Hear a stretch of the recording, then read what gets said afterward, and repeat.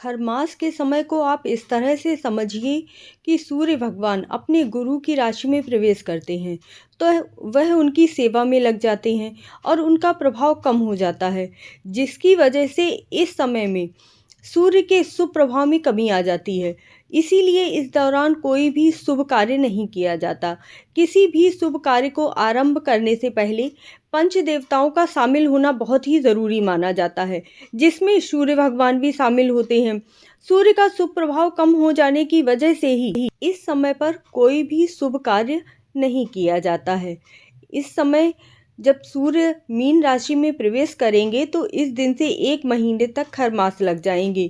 Mean राशि के स्वामी कहलाते हैं गुरु बृहस्पति, और जैसा कि हम सभी जानते हैं कि गुरु बृहस्पति हैं भाग्य के दाता, हमारे भाग्य को बढ़ाने वाले। पृथ्वी लोक पर सुख, वैभव, ऐश्वर्य और लक्ष्मी माता की कृपा हमें इन्हीं के प्रभाव से प्राप्त होती है। और जब सूर्य और गुरु दोनों ही बिजी हो जाते हैं तो हमारा भाग्य किस तरह से चमकेगा और हमारा भाग्य भी उल्टा चलने लगता है।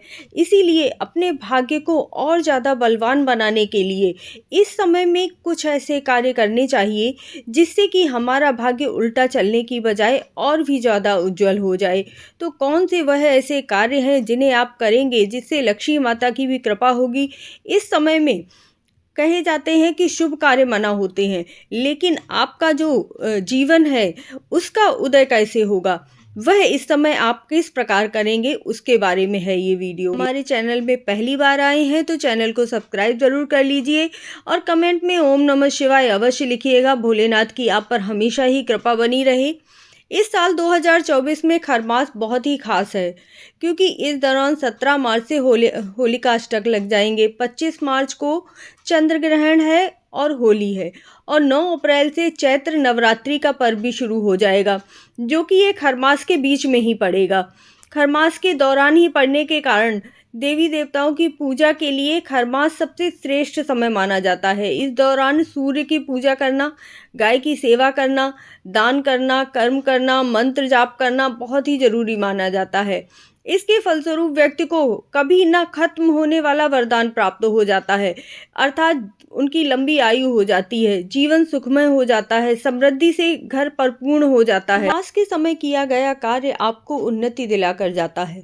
तो कब से शुरू हो रहे हैं खरमास, ये भी जानना बहुत ही ज़रूरी है। मीन संक्रांति पर 14 मार्च को दोपहर 3:12 पर सूर्य के कुंभ से मीन राशि में प्रवेश के साथ ही खरमास शुरू हो जाएंगे। सूर्य यहाँ 13 अप्रैल रात 9:03 तक रहेंगे। इसके बाद खरमास की समाप्ति होगी। ऐसे में 14 मार्च से पहले मांगलिक कार्य संपन्न कर लें। इसके बाद 1 महीने तक आपको इंतजार करना पड़ेगा। खरमास के दौरान किसी भी सांसारिक कार्य को करना निषेध बताया गया है। सांसारिक कार्यों का अर्थ है शादी सगाई नहीं कर सकते, गृह प्रवेश, नया घर खरीदना है, वाहन लेना है या व्यापार आदि का कोई भी नया कार्य आपको खरमास के समय नहीं ही शुरू करना है, बहुत ही अशुभ माना जाता है। घर की ज़रूरत की चीज़ें ला सकते हैं। कोई नई चीज़ पहन रहे हैं तो मत खरीदिए, चांदी सोना आदि खरीदना है तो मत खरीदिए। खासकर जो सुहाग के सामान है, सुहाग की चीज़ें हैं, वो भी नहीं खरीदनी चाहिए। खरमास के समय किसी भी शादी का सामान भी ला रहे हैं तो वो भी मत लाइएगा। अर्थात आपको सांसारिक कार्य जो भी हैं वह एक भी नहीं करने हैं। लेकिन कौन से कार्य करने से आपके घर में लक्ष्मी माता प्रवेश करेंगी और घर में सुख समृद्धि आएगी, वह ज़रूर जान लीजिए। जानने से पहले चैनल को सब्सक्राइब ज़रूर कर लीजिए अगर अभी तक नहीं किया है, और वीडियो को पूरा देखिएगा। साथ ही कमेंट में अगर ओम नमः शिवाय या राधे राधे लिखेंगे तो आपके लिए भी यह कार्य बहुत ही शुभ होगा।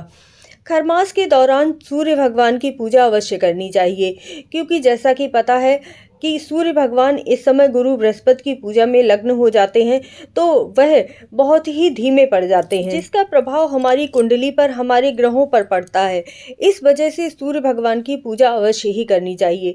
सुबह जल्दी उठकर सूर्य देव को जल अर्पित करना है। जल किस प्रकार अर्पित करना है, एक तांबे का लोटा ले लीजिए, उसमें सिंदूर आपको इतना डालना है कि जो कलर है वो बिल्कुल लाल हो जाए।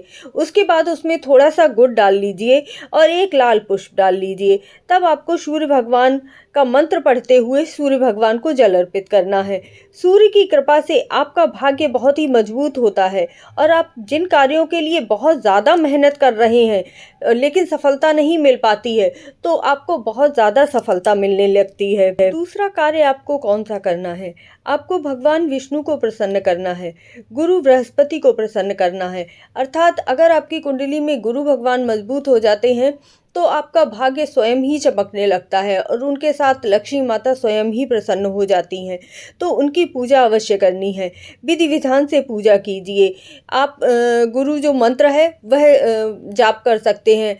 ओम ग्राम ग्रीम ग्रौम सह गुरुवे नमः मंत्र का जाप कर सकते हैं, या फिर आप विशेष रूप गुरुवार के दिन पीले वस्त्र जरूर धारण कीजिएगा और पीला ही भोजन का भोग बृहस्पति भगवान को लगाइएगा। अगर आप ज़्यादा मंत्र जाप नहीं कर सकते हैं तो ओम बृहस्पतये नमः मंत्र का जाप या ओम नमो भगवते वासुदेवाय नमः मंत्र का जाप अवश्य कर लीजिएगा। इससे आपका तन और मन दोनों ही ऊर्जावान हो जाते हैं और भगवान विष्णु की कृपा आप पर बरसने लगती है। तीसरा कार्य आपको कौन सा करना है वह जानने से पहले चैनल को सब्सक्राइब जरूर कर लीजिए, आपकी बहुत ज़्यादा कृपा होगी। हिंदू धर्म में दान पुण्य का सबसे ज़्यादा महत्व माना गया है। बहुत लोग बहुत ज़्यादा दान नहीं कर सकते हैं, लेकिन आपकी जितनी भी इच्छा हो आप बस इतना ही कर लीजिए कि ये खर मास के महीने में 1 रुपया आपको अपने मंदिर में अवश्य रखना है और पूरा महीना जो आपका पैसा इकट्ठा होगा वो आपको दान कर देना है। 1 रुपये का, गुरु जी महाराज कहते हैं ना कि अगर आप 10 रुपये का सिक्का या 1 रुपये का सिक्का भी हाथ में लेकर जल में छोड़ते हैं और फिर उस जल को लगाकर बाहर निकलते हैं तो उससे आपका भाग्य चमकने लगता है, आपका जो भी रुका हुआ वो भी बनना शुरू हो जाता है। तो ये खरमास का समय ऐसा है कि आप इस समय जितना भी दान पुण्य करेंगे ना उसका आपका 100 गुना से भी ज़्यादा फल का प्राप्त होगा। इस समय में सबसे ज़्यादा महत्व होता है अन्नदान का। खरमास के दौरान गरीबों को भोजन जरूर कराना चाहिए। इसके अलावा आप ज़रूरतमंद लोगों को अनाज, फल, कपड़े और जल का दान भी कर सकते हैं। अगर आप पशु पक्षियों को भी दाना डालते हैं तो यह भी अन्नदान में ही आता है। इससे भी आपको बहुत ज़्यादा लाभ की प्राप्ति होती है। यदि इस समय आपको अपनी कुंडली में दोषों का निवारण करना है तो आपको इस समय मंदिर में दान पुण्य जरूर करना चाहिए। मंदिर में ये 1 महीना आप प्रतिदिन मंदिर जाइए और जो भी आप अगर 1 रुपया का भी दान कर सकते हैं तो 1 रुपये का दान कीजिए, लेकिन अवश्य कीजिए। इस समय गाय को हरा चारा खिलाना, हरी घास खिलाना अथवा बुधवार के दिन हरी पालक खिलाना बहुत ही शुभ माना जाता है, तो आप इस विशेष उपाय को भी कर सकते हैं। गुरु जी महाराज कहते हैं कि इस समय पर शिव मंदिर में जाकर शाम को 1 दीपक जरूर ही प्रज्वलित करना चाहिए और 1 लोटा जल जो आप मंदिर में लेकर जाते हैं वह शिवलिंग भगवान पर चढ़ाने के बाद उस जल को अपने घर में अवश्य लेकर आइएगा और घर में छिड़काव अवश्य कीजिएगा और उस जल का पान अवश्य कीजिएगा। वह जल आपके लिए अमृत बन जाता है। तो खरमास में यह छोटे छोटे 5 उपाय भी अगर आप कर लेते हैं तो आपका उल्टा हुआ भाग्य भी सीधा हो जाएगा और खरमास का प्रभाव आप पर नहीं पड़ेगा। आई होप आपको वीडियो बहुत ही अच्छी लगी होगी, तो वीडियो को लाइक ज़रूर कीजिए और कमेंट में ओम नमः शिवाय अवश्य लिखिएगा।